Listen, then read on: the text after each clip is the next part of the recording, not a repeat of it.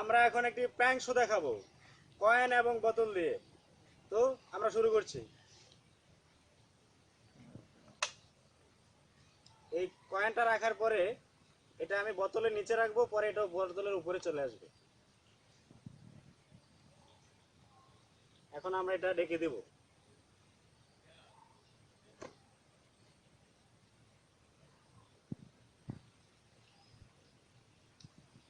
আমাদের সাথে আছে ইমরান, সে আমাকে এটাতে সাহায্য করবে। আমি যখন 1 2 3 বলবো তুমি তোমার কাজটা করবে, ঠিক আছে? দাঁড়াও আমি আগে দেখি।